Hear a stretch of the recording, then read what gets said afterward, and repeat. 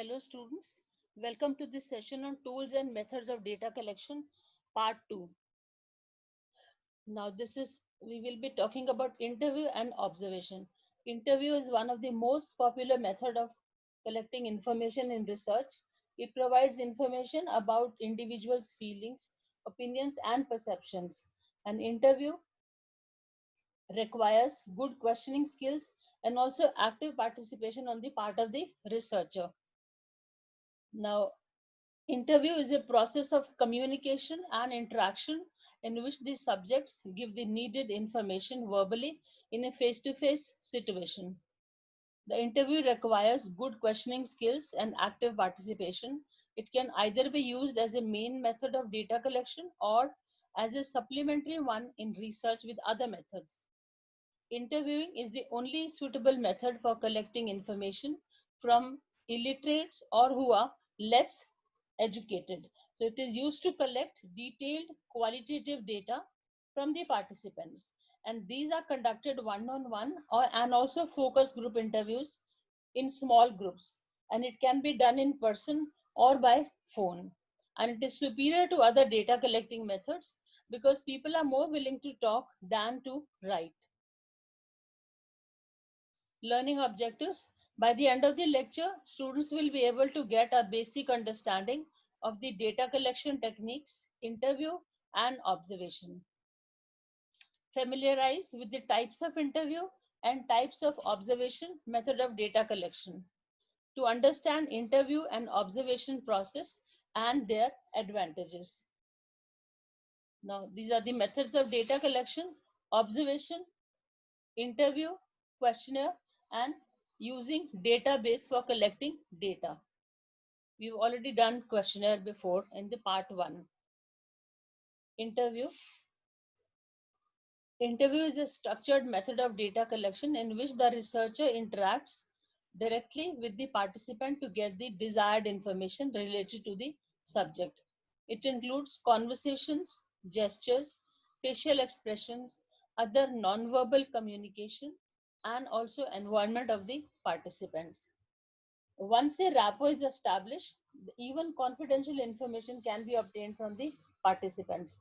So it is a two-way systematic communication.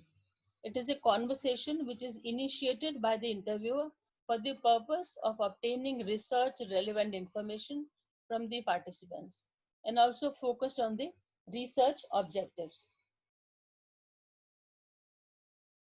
Now, what are the characteristics of interview? Participants and the interviewers are strangers in the very first interview. The relationship between the participants is a transitory one. It gets over after the interview. Interview is a mode of obtaining verbal answers to the questions. The investigator records the information as given by the subject. It is very beneficial for the people who are not able to write or not willing to write. It is a conversation with a specific purpose in mind. Interviews can be conducted face to face and over the telephone. An interaction between the participant and the interviewer. An interview can be modified according to the situation. So these are the characteristics of the interview. Now, when to use interviews? So when to use interview method of data collection from a small geographical area. So interviews are used when information is collected from a small geographical area, when subjects are illiterate, to gather an in-depth information in qualitative studies and also in descriptive studies.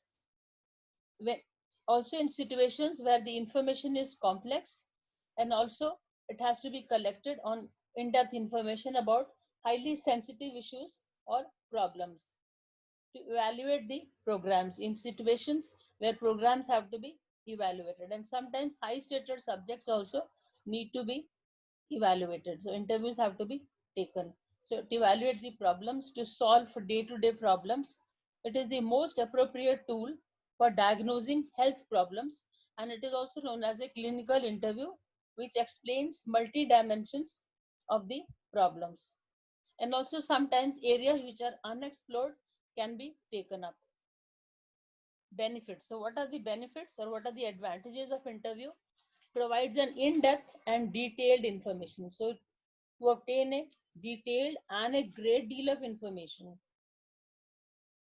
permits greater depth of responses when it is not possible through any other means to getting to know. For example, so data from illiterate subjects can be collected, a great advantage for the illiterates who cannot write and ask.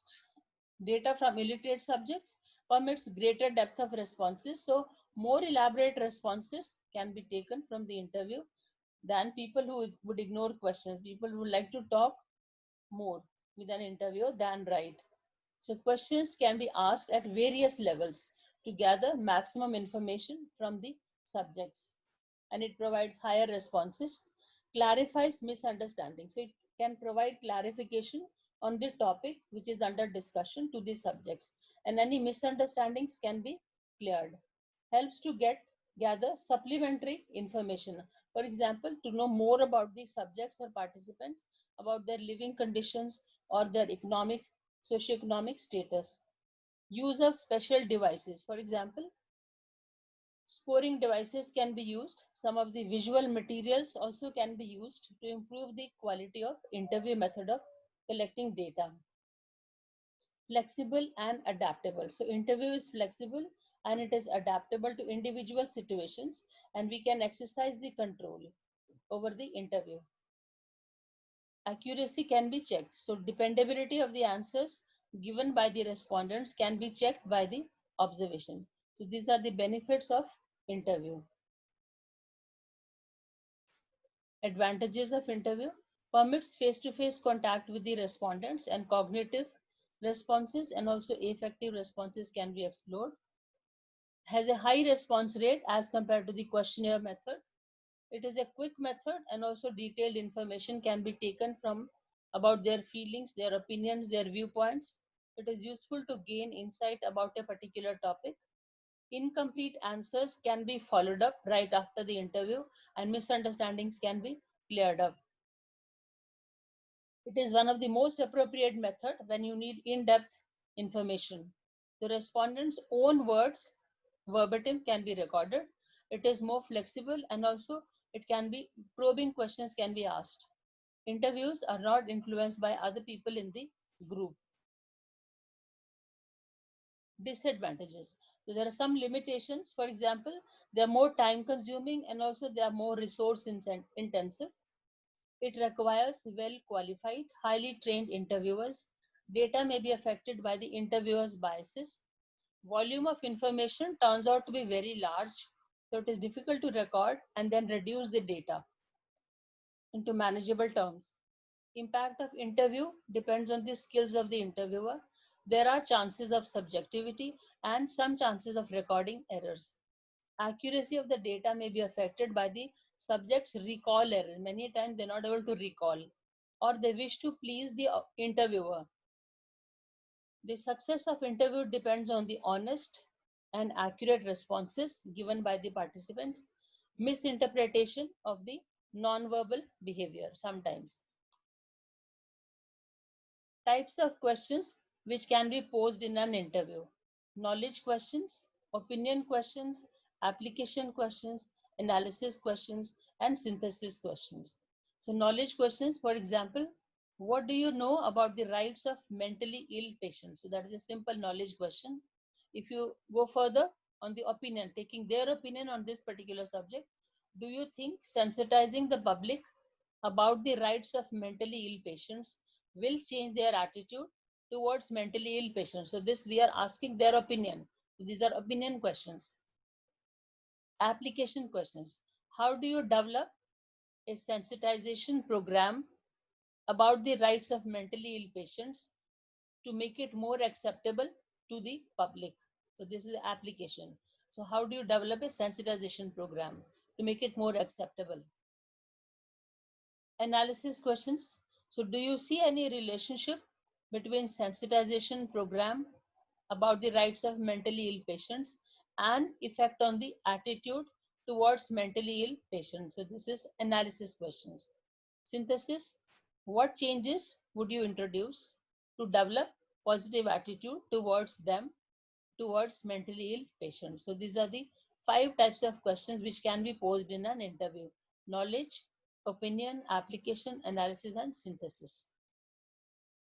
Now, coming to the interview process. So how should you proceed for the interview?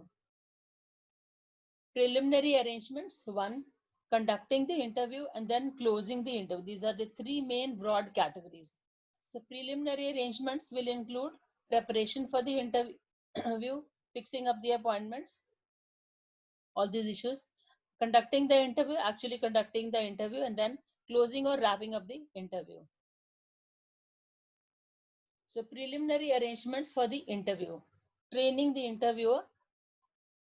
So this can be conducted by training on posing the questions, training the interviewer on posing, how to pose the questions in a proper manner, in a sequential manner, who should be interviewed, preparing for the interview, and number of subjects, how many number of subjects to be interviewed.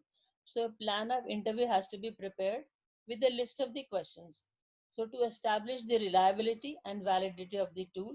So this is pre-testing the interview protocol and also performing the pilot testing. So recording procedure and sequencing, all those to be done. So fixing up the appointment with the interviewees, reading the schedule carefully and practice reading it aloud. Be familiar with the all the questions. So appearance and the class. Dress. Fix up the interview as per the convenience of the subjects well in advance. That will save a lot of time and will be mentally prepared. So appearance and dress. The interviewer needs to look pleasing and friendly and also relaxed and dressing in a familiar fashion with regards to the sensibilities of the people who have to be interviewed. Preparation of the environment. So provide privacy and a conducive environment or an atmosphere to the subjects to elicit the information. Keeping necessary recording arrangements ready. For example, if you have to take down notes, stationary items, audio tapes, videotapes can be taken up. So these are the preliminary arrangements for the interview. So training, preparing, pre-testing, interview schedule, fixing up the appointment, and then preparing the environment. Conducting the interview. Number 2, the researcher preliminary introduction. The researcher needs to introduce himself, explain the purpose of the interview, and also the interview schedule, also about the ethical issues, confidentiality, and anonymity. This encourages them to provide honest responses. So establishing rapport with the people, with the participants, building a friendly and a pleasant atmosphere. There should not be any pressure to answer the sensitive questions or the embarrassing questions. Conversation can begin as a discussion on general topics. So establishing rapport, wording the questions carefully. There should be clear, straightforward words, neutral words, double meaning words to be avoided, open-ended words like how, why, and what may be used, questions which have yes or no as an answer to be avoided. So plan the sequence of the questions. Begin with factual questions to put them at ease in the beginning about socioeconomic data. Order from impersonal to personal questions, from present tense to the past tense or future tense. Less sensitive information to the more sensitive information, from general to the specific. So list the questions in the same order for all the participants. Carrying out the interview. So carrying out the interview, you have to be very careful about one question at a time and repeat the question if needed.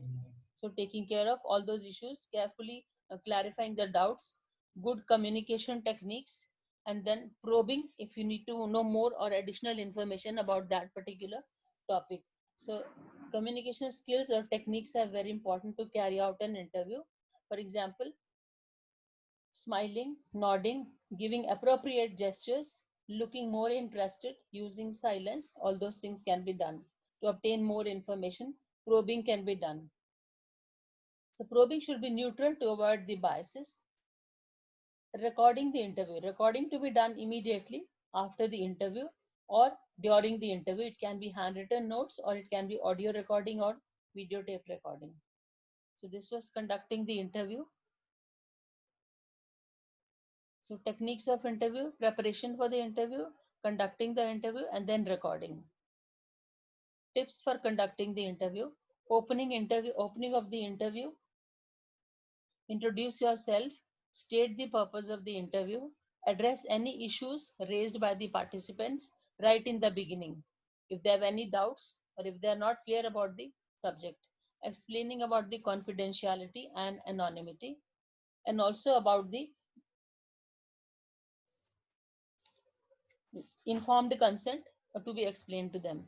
Closing of the interview: briefly summarize the areas which is being discussed with them, maintaining objectivity throughout the interview, recording the information or the answers, and then finally thanking the interview for their participation. So wrapping up the interview, it is a kind of summary of the study and followed by a thank you note. So after the interview is over, a polite leave can be taken with a friendly attitude and smile.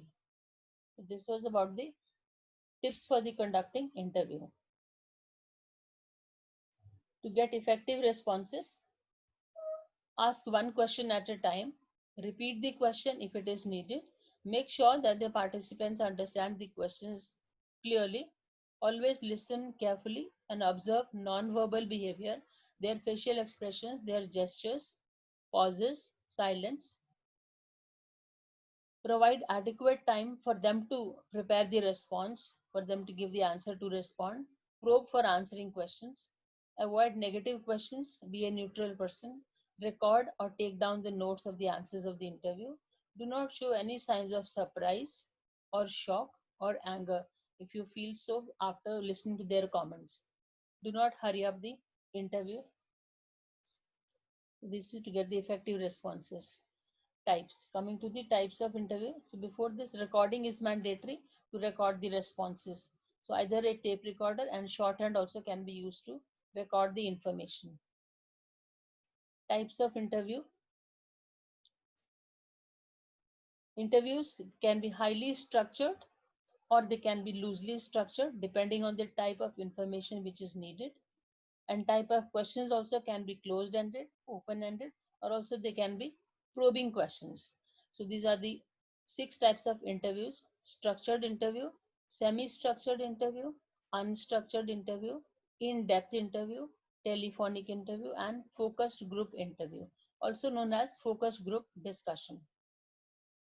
Now to start with structured interview. Structured interview, as the name itself is clear, structured, it has a proper structure, formal interview. It also known as directive interview. Structured interview has a standardized interview schedule. That means the same set of questions are posed to all the respondents in a similar order, in a similar pattern. So this is structured interview. The researcher has a control over the content of the interview. Questions are framed before the data collection, and the specific wording of the questions cannot be changed by the researcher for all the candidates. Closed-ended specific questions are asked and participants' responses are entered either in the notebook or on a rating scale. So it is a formal interview which is based on very well structured set protocol. All relevant information is collected, and structured interview is used in the quantitative research.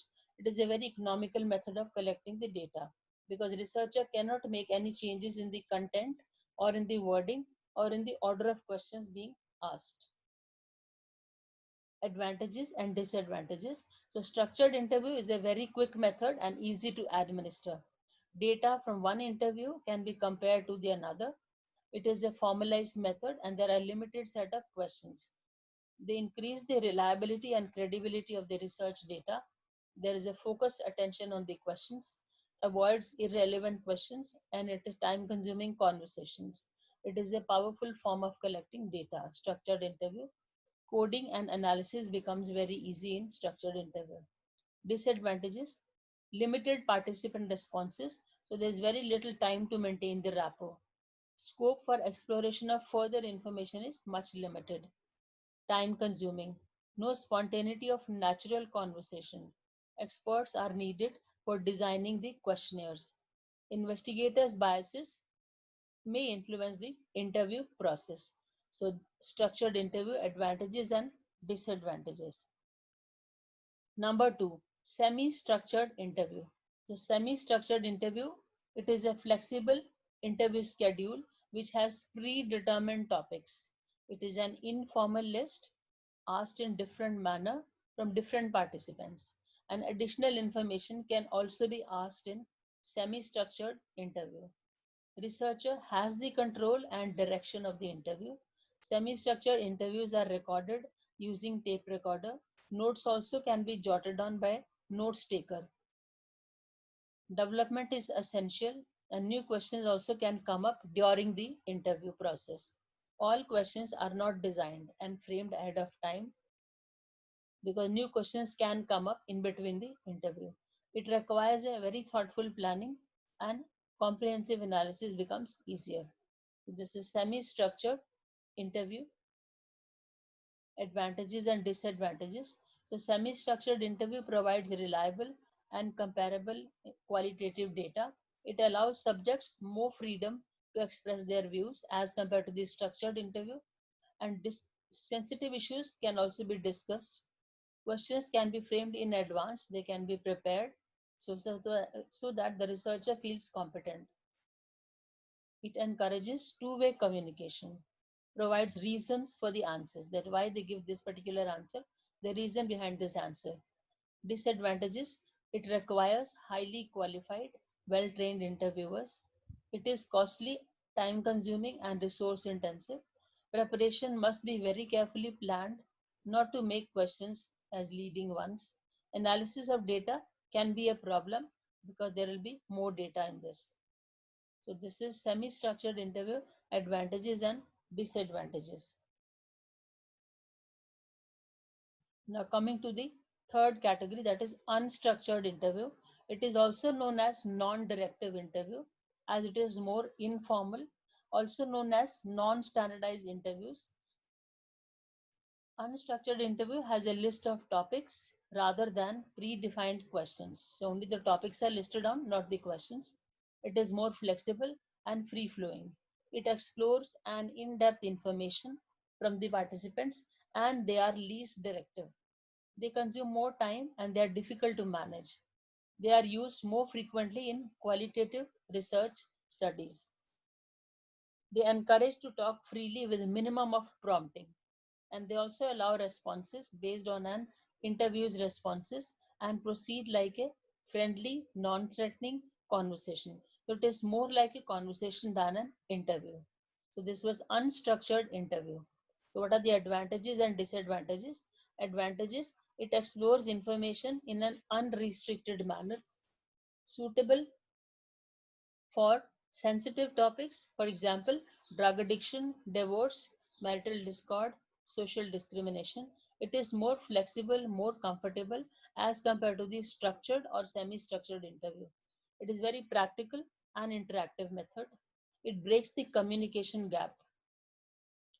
Disadvantages, it is expensive, more time consuming. There needs one well qualified and highly trained interviewers. Data obtained from one interview is not comparable, cannot compare it with data from the other interview, requires long time to analyze the data. There are chances to get diverted from the main topic. So these were the unstructured interview advantages and disadvantages. Now just a comparison. Structured interview, semi-structured interview, and unstructured interview. So structured, it has closed-ended questions. Semi-structured has open and closed-ended questions. Unstructured have more-ended, open-ended questions. Now, number two, questions are read verbatim as it is they are read. You cannot make any changes in the wordings or in the content in structured interview. But in semi-structured, there can be suggested questions and also prompts. But in unstructured, there are no required questions. It is only the topics listed down. Coming to structured now, limited word choice. This balance between reliability and validity. Minimize clinical judgment to increase the reliability in structured interview. In semi-structured, there is moderate clinical judgment. And in unstructured, there is maximum use of clinical judgment to increase the validity. For structured, it is minimal training is necessary because you don't have to do any changes in the questionnaires, as it is one has to speak the questions. Semi-structured, moderate training requirements are needed. In unstructured, there is extensive training is mandatory or necessary. Now, number 4, in-depth interview. In-depth interviews are used in qualitative studies. It is an intensive and investigative interview which aims at studying the respondents' free expression of opinions and emotions. There is no rigid format. It is more of an open kind, and verbal responses are encouraged. It has a very limited set of questions. It is conducted in a very small group and comprehensive coverage of an in-depth exploration of topics. It needs more training and interpersonal skills. It is conducted to find out unconscious and extremely personal feelings and emotions. It projects respondents' perception in their own words. This was about in-depth interview. Advantages and disadvantages. In-depth interviews are less prone to interviewers' bias. It encourages free expression from the participants. It gathers an in-depth information on a particular topic. It studies respondents' emotions and opinions. Limitations or disadvantages or demerits. It is expensive and more time consuming. It needs well qualified and highly trained interviewers, requires more time to analyze the data. The data obtained from one interview cannot be compared to the data obtained from the another interview. So in-depth interviews. Now next category is telephonic interview. So telephonic interview, it is most convenient method to collect the data, especially the inaccessible data. People are not comfortable face to face some of the topics, but they can discuss over the phone. So collecting data from the participants through the use of phone instead of face to face interaction. It is a non-personal, inexpensive, and a quick method to get the information on a topic. It protects individuals' anonymity, so that's the best part. Less scope for interviewers' bias. To gather public opinion about some specific social issues or any other issues. Conducting structured and semi-structured interviews through telephonic interviews. So what are the advantages and disadvantages? It is cheaper, more flexible, and more convenient method of collecting data, telephonic interviews. It needs less equipments and travel. It has a very high response rate. Wide coverage of sample can be done in a short duration, and there is no field staff required to collect the data. Now, disadvantages. So, telephonic interview is less expensive and also easily accessible method. Now, disadvantages, difficult to establish a rapport in interviews, bias may be there. It limited to respondents who have telephone facility only. Non-verbal responses cannot be observed through the telephone.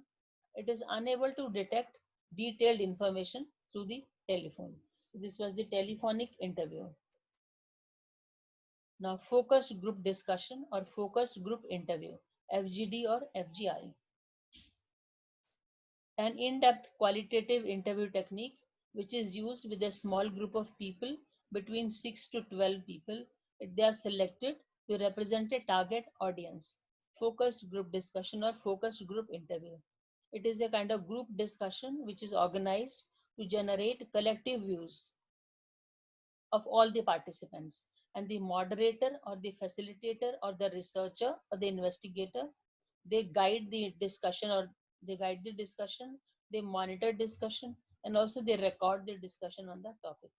It is less structured and also one can have elaborate answers. Discussion means more information. To generate information through the group discussion among the participants. It can observe and generate data to group discussion. So it is a kind of mixture of interview and also observation. So can observe group dynamics, what is happening, what is going on between the groups, conversations, how do they behave between the group people, behavior, what is their attitude toward that particular issue, also toward group members. and which are the languages or their expressions being used. It is a kind of non-threatening method which allows participants to express and clarify their views freely. So this was focused group discussion or focus group interview. Now there are some guidelines which can be used for conducting focus group discussion.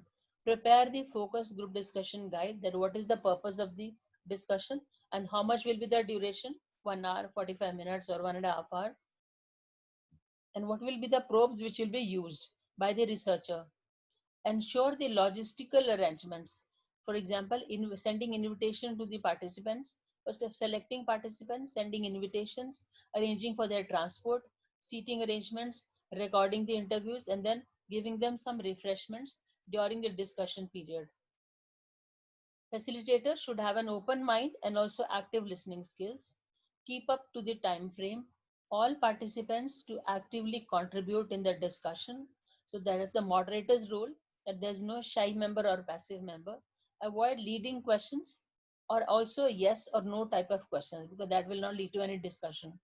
Be sensitive to the local norms and also customs. The facilitator and the recorder has to be really trained in the skills. Each participant's contribution needs to be acknowledged. So finally, thanking the participants. So these are the guidelines for conducting focus group discussion. Probes. So what are the probes which can be used in a focus group discussion? For example, would you explain further? Would you give me an example of what you mean? Would you say more? Is there anything else? Can you tell us more? Please describe what you mean. I do not understand. Does anyone see it differently? Has anyone had a different experience? So all these are the probes which can be used in facilitating focus group discussion.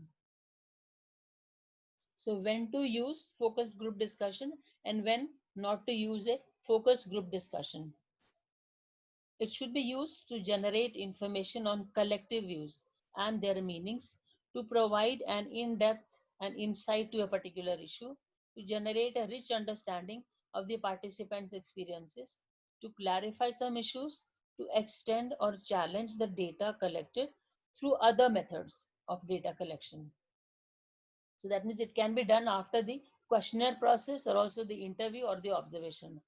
So when not to use. So when not to use the focus group discussions, when participants are uncomfortable in each other's presence. They will not open up in a company, in a group. So they may need an individual interview. So should not be used as a focus group, but individual interview can be used. Not to use when topic is not of their interest to the participants. They're not interested in that topic. Maybe the topic can be changed. Not to be used when it cannot produce useful numerical results and where statistical data is needed. So this was when to use focus group discussion and when not to use focus group discussion. Advantages and disadvantages. So what are the advantages? Facilitators or the moderator or the researcher or the investigator can observe and note non-verbal behavior, their reactions, their interactions of the group members. Related topics can also be explored and results of the interview turn out to be immediate. In-depth information can be generated with the new ideas. And misunderstandings can be clarified immediately then and there. Disadvantages, it is more time consuming because each member has to be given chance to speak. So 10 members means it is going to take a lot of time, and if they get into real discussions it will take all the more time, and it is expensive to conduct. It requires a very skillful facilitator, need at least 2 people, one to facilitate the interview process or discussion and the other to record the observation and also non-verbal behavior. May not get accurate information sometimes.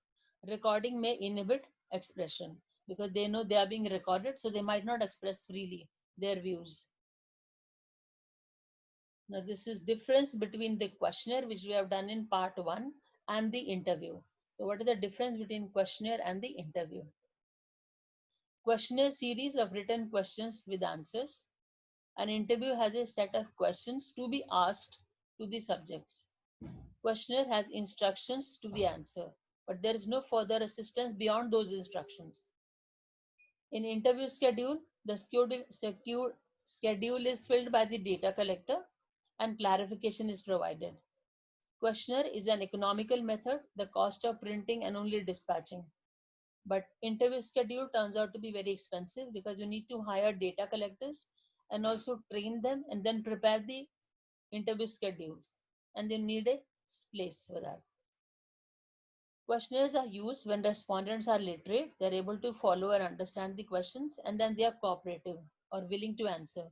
But interview schedules can be used for illiterate participants and also for literate participants. Personal contact is not possible in the questionnaire method if it is sent by mail or by post. But in interview, direct personal contact is established. Questionnaire unable to understand, incomplete. Sometimes they're not able to understand the question and they leave it. They leave some of the questions. It is incomplete or it is inaccurate information.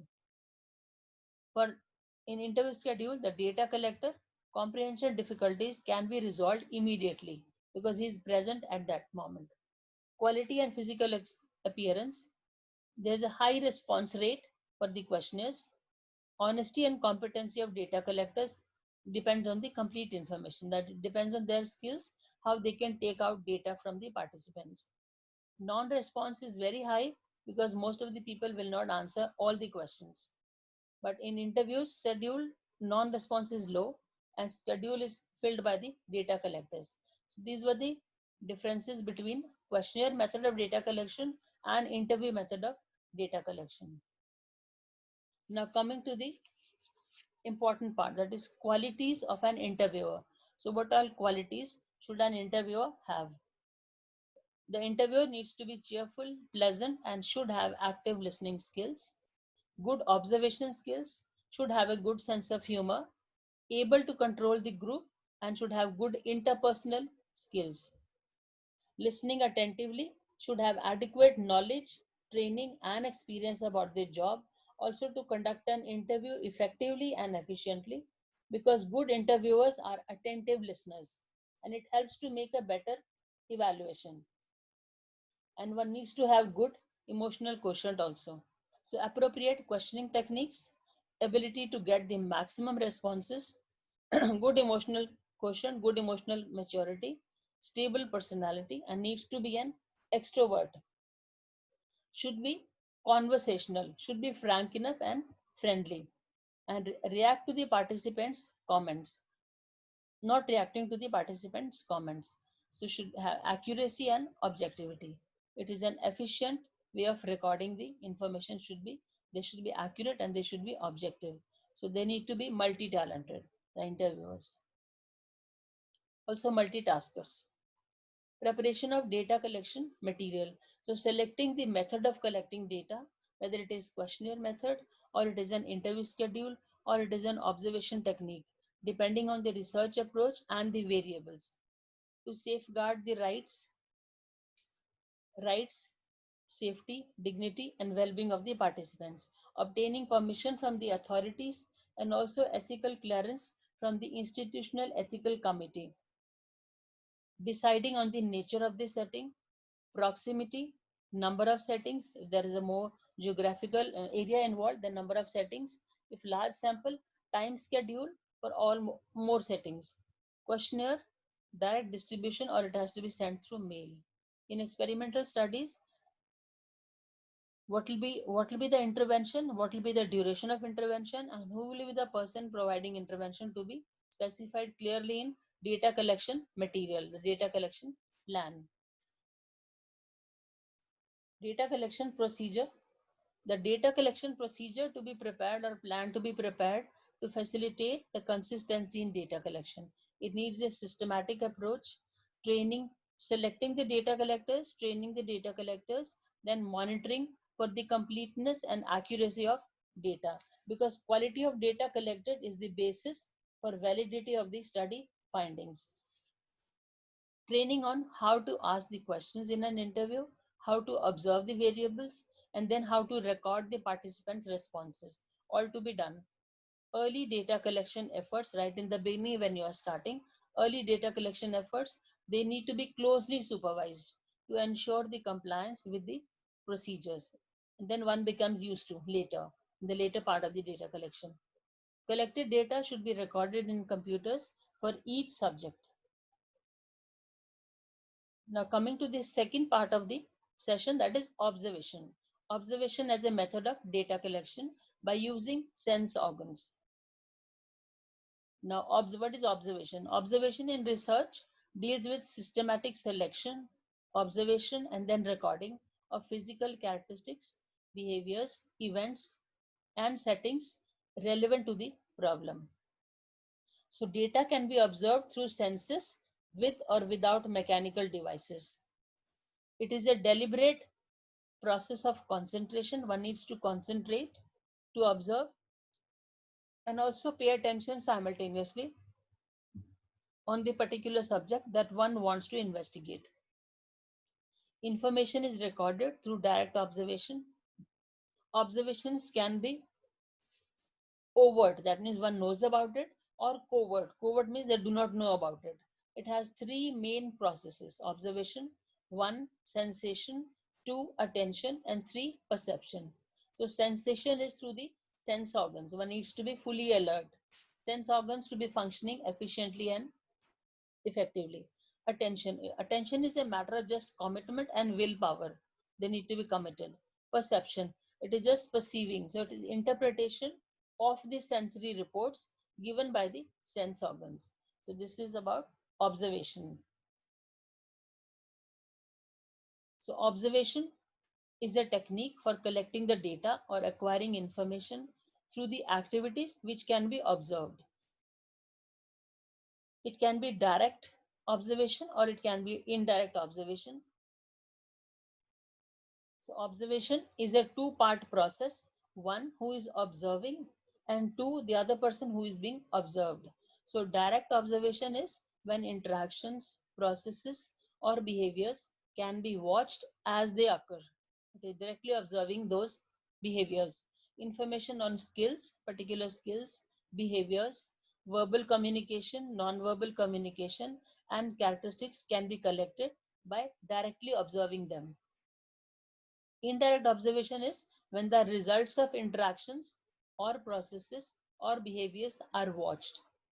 So this was about, it can be observation. So there are four broad questions which are relevant to the observation. Number one, what to observe. Number two, how to record what we have observed. And number three, how to ensure the accuracy of the observation and the recording. And number four, relationship between the observer and the observed. What is the relationship between them? This is the observation method of data collection. So why do we use observation method of data collection? So what are the uses? First, to understand an ongoing process or a situation. So observation can monitor and evaluate as the process occurs or a situation occurs. Number two, gather data on behaviors and interactions between people. So to watch people's behaviors, their interaction directly, and also their results. Observing to know about a particular physical setting or a place or an environment. So observing place or an environment can increase the understanding of that particular event or an activity or a situation. Number fourth, so observation method of data collection is used to collect data where other methods of data collection are not possible. Either they are unwilling or unable to provide data through either questionnaires or through the interview method. But observation requires little more from the individuals because it has also non-verbal gestures. So this is uses of observation method. Now, what are the characteristics of an interview? Characteristics. One, observation involves collection of information through the use of sense organs, for example, eyes and ears. So that is seeing and hearing. Observation is always direct in natural settings. So it is observed in natural settings, also done in controlled settings, for example, in laboratory. It is less structured in qualitative research. For example, observation is also used in social sciences research, and also used in qualitative research. So these are the characteristics of the observation. Steps. So how do you observe? What are the steps to be taken when you are using observation as a method of data collection? Number one, determine the area of focus. So what is the area of focus means? What has to be observed and what has to be collected? What are the situations to be observed, incidents or activities to collect the required data?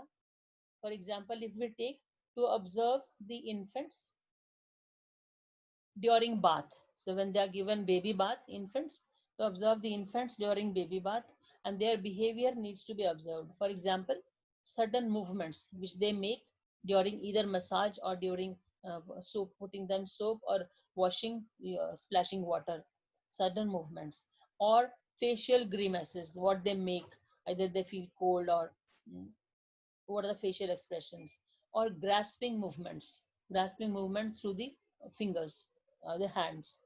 So this is determining the area of focus. Design a system for data collection. For example, operational definitions for each variable to be specified. For example, what will be the setting? What will be the setting of observation? Who will be the subjects to be observed? What will be the list of interactions? What behavior? What will be the mode of observation? What instruments will be used for collecting data and recording method? So for example, some of the recording sheets to be field notes, checklists to be used, they also need to be specified. For example, if we take the above example of infants, how many infants to be observed and what are the list of behavioral activities, what will be the duration of recording, and what mechanical devices will be used like videotapes. So this is about the designing a system for data collection. Selecting the observers and providing training. So selecting observers need to be based on their levels of concentration, how, what is their level of concentration, their memory, etc. So they need to be given after selection, the observers, theoretical training and also practical training so that they are able to collect the quality data and consistent data. This was selecting observers and providing them theoretical training and practical training.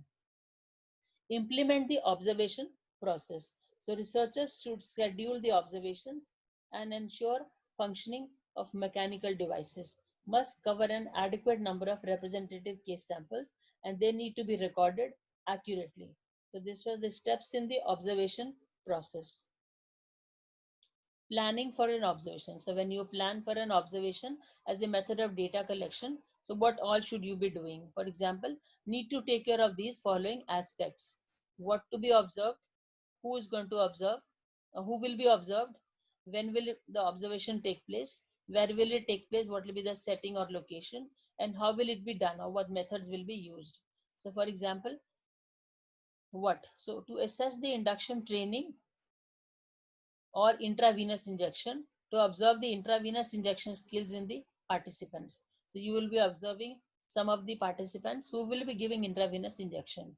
So you need to observe what, how are they, whether are they doing the aseptic procedure or not, whether they are following all the methods.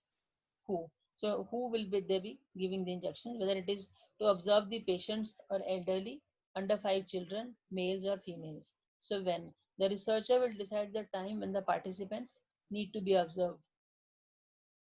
Where? So must choose the setting or the location where they will be observed, whether it is a hospital setting, clinic setting, school or home setting.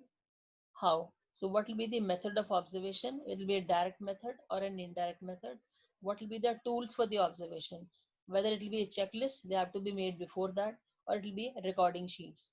So this is planning for an observation. So planning for an observation, determine the focus, design a system for data collection, select the sites, select the observers, train the observers, and time your observations appropriately. So determining the focus. So that means when you think about evaluation, select few areas of focus for the data collection. Design a system for data collection. So select the items to be collected to collect the data. Determine how will you collect the data, there can be three primary ways to collect the observational data. They all can be combined together also. For example, either one can use checklists or recording sheets, which is the most standardized method of collecting the observation data. Also, they can use observation guides. That means you can have a list of the interactions or processes or behaviors which needs to be observed. And there should be some open space to record the open-ended narrative data. Field notes. Field notes is the least standardized method to collect the data, can be also done. So selecting the sites. So select an adequate number of sites to ensure the representation if it happens to be a larger population. Select the observers. So select the observer. It can be only one observer or it can be a group of observers if the data is to be collected from a large population. Others can also be included. For example, those whosoever has to be included in data observers, they need to be trained. It could be staff members, it could be graduate students, it can be volunteers. All these can be the potential observers. Train the observers. So observers selected needs to be trained so that high quality data can be assured and also data can be consistent. The level of training will be based on the complexity of the data collection and also capability of the observers. Time your observations appropriately. So plan well in advance. Schedule all observations to observe, components of activity to be observed or processes, and follow a particular sequence of events. So these were the planning for an observation. Execution of observation. So conducting the observation. Proper arrangement of specific conditions for the participants to be observed. Taking role. So what is the role of the researcher? Whether it is going to be a participant observation or it is going to be a non-participant observation. Focusing attention on the specific activities and behavior to be observed. Diligent and proper utilization of the tools for observation and also for recording. If it is taking down notes by somebody else or it is a video recording or audio recording. Utilization of knowledge, training and experience for effective and comprehensive observation. So this is how the observation will be conducted by keeping all these in mind. Conditions which are amenable for observation. 1. Individuals' characteristics, for example, physical conditions and physiological conditions, activities and behaviors, people's actions, their roles, their aggressive behavior, eating habits, number of visits to the hospital. Verbal and non-verbal communication, for example, the content of conversation or the structure of the participants' conversation, emotions, facial expressions, body movements and gestures, etc. Skills. So skills, it is mostly used for observing the skills, job performance, decision making, skills in a particular procedure, whether all those people have they actually attained those skills which are mandatory for giving them certifications. Environmental characteristics, cleanliness, noise level, and safety measures. So these are the conditions which are amenable for observation. Tips. So what are the tips for quality observation? Look and listen carefully. That's the main tip for the quality observation. Look and listen carefully. Get the permission well in advance for getting an entry into the site for observation. Plan. It needs a meticulous planning right from the beginning. Plan the date, day, time, and duration of observation schedule, what to be observed, duration of observation, and then the type of observation. Taking appropriate permission is mandatory. Using appropriate recording tools, which should be made in advance. Plan the headings. So plan the headings and make notes under those headings. Keep distractions to the minimum. So these are the tips for quality observation. Now coming to the types of observation. So what are the types of observation? Structured observation, unstructured observation, participant observation, and non-participant observation. So structured observation, what should be observed and how to observe and record. So it is a pre-planned attributes in structured observation or behavior, it is observed. Everything is pre-planned that what has to be observed and who has to observe this. Unstructured, It is spontaneous with high degree of concentration and attention. So unstructured, it is used in qualitative studies. Participant observation, where observer himself or herself becomes a part of the group and they get integrated into their routine activities. They literally live with those people and work with them. So this was participant observation. Fourth category, non-participant observation. Observer just stands apart and does not participate. They secretly listen or they observe. So these are the four types of observation: structured, unstructured, participant, and non-participant observation. Structured observation. So what is to be observed and how observations are made and recorded. They can either use checklists or rating scales or category systems to organize and sort the behaviors or incidents being observed. Checklists and rating scales are the most popular ones, which are coded in the form of numbers. Land observation guidelines are used to observe the specific behavior specified and or the attributes. It is used when researcher has prior knowledge about the phenomena and the observer needs to indicate the frequency of occurrence of these behaviors, whether they have used it or not. So these tools like checklists, rating scales are to be prepared well in advance. Unstructured. So unstructured observation is spontaneous. It takes place on its own and then and there. So it is events or behaviors are described as they occur. There is no preconceived ideas of what will be seen because it is spontaneous. An unstructured observation is used in qualitative studies. It is carried out by using unstructured tools. Unstructured observation use unstructured tools like logs, field notes, anecdotal records, and mechanical devices. Unstructured observation provides a rich understanding and a deep understanding of human behavior, but it requires high degree of concentration and attention. The limitations could be observer bias, influence, and memory. The memory distortions, and they are the limitations of this particular method of unstructured observation. Participant observation. So the observer plays the role of an observer and also a participant. This method is used by anthropologists in historical research and also in ethnographical studies. The observer actively participates in the activities. They live and work in the field and they also become a part of the group. The observer becomes the accepted member of the group. Unstructured tools are used to collect the data. Three types of participant observation can be there. One, the observer as a participant.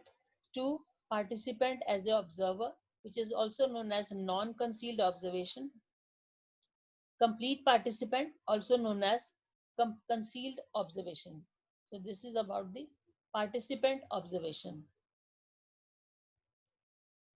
Non-participant observation. So non-participant observation, in this, the subjects are not aware that they are being observed. So the observer stands apart, does not participate in the event or phenomena being observed. They simply view the situation. They secretly listen or observe the situation. So it is a non-participant observation. In non-participant observation, people are being observed without interacting with them. The observer is not a participant in this setting.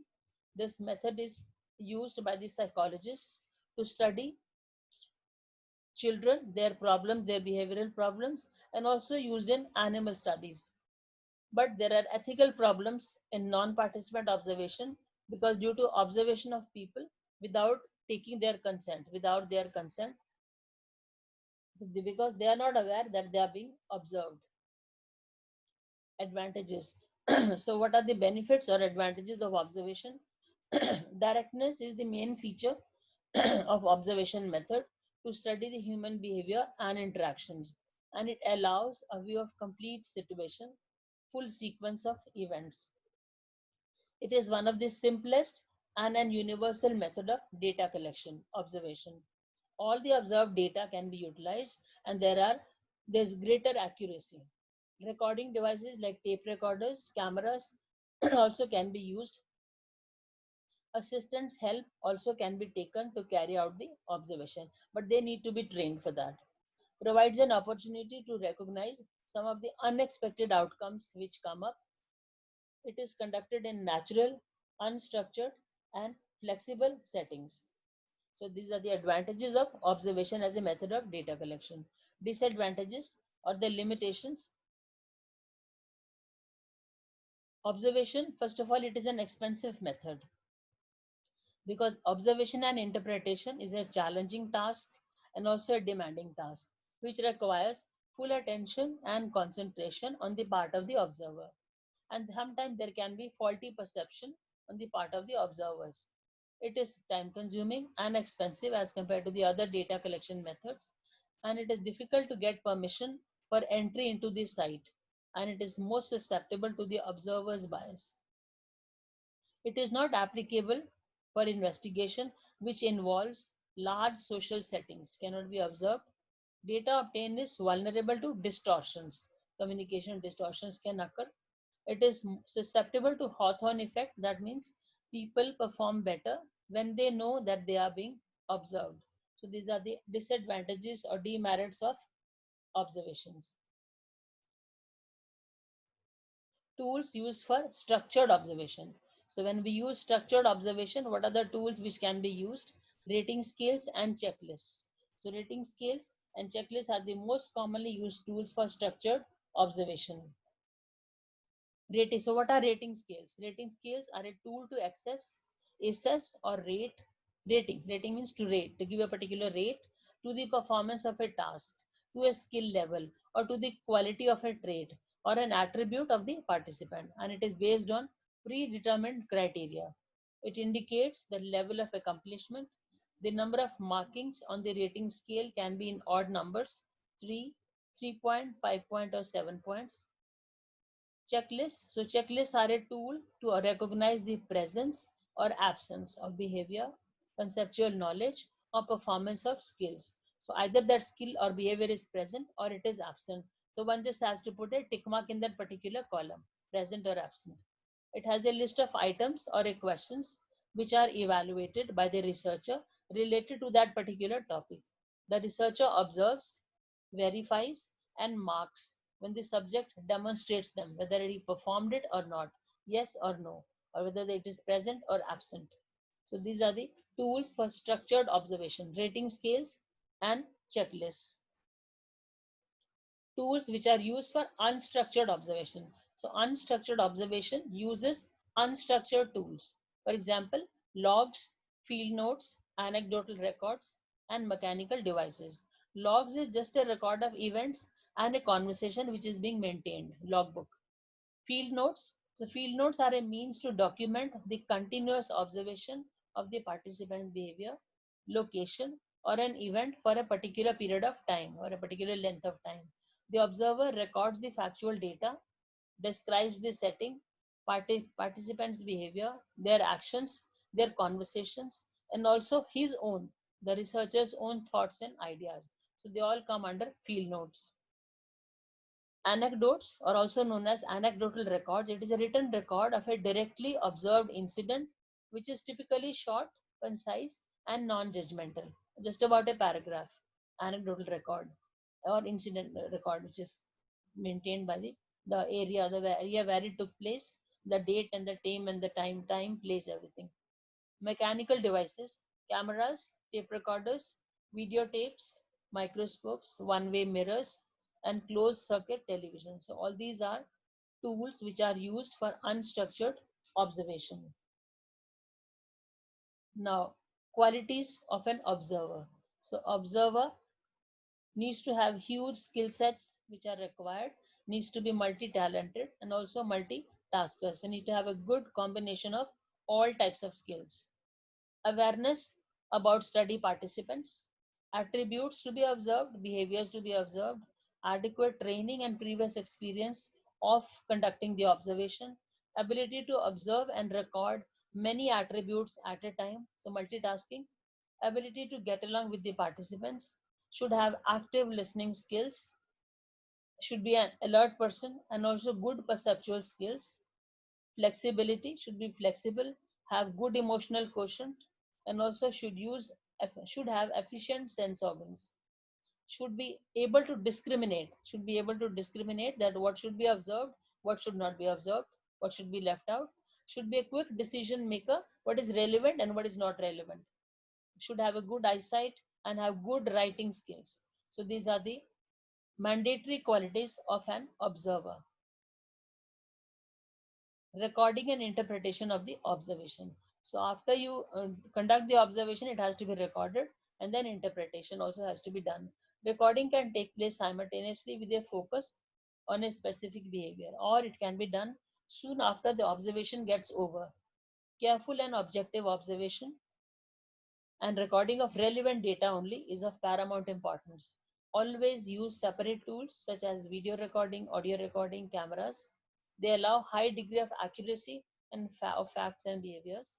Perform qualitative analysis or quantitative analysis, which is based on the type of data collected during observation, and then make a report, collective report. So this is recording of observation and interpretation of the observation. Validation. So the observational data has to be validated. The data can be validated by inter-rater reliability and intra-rater reliability. In an inter-rater reliability, the observation is done by two observers or by two raters, separate observers. There is 85% agreement between the two. In intra-rater reliability, the same rater observes the same behavior or the same event on two or more occasions and then compares the observations. So this was intra-rater reliability and inter-rater reliability, so that the observational data is validated. This involves multiple observations extending over days and weeks. So this was validation of observational data.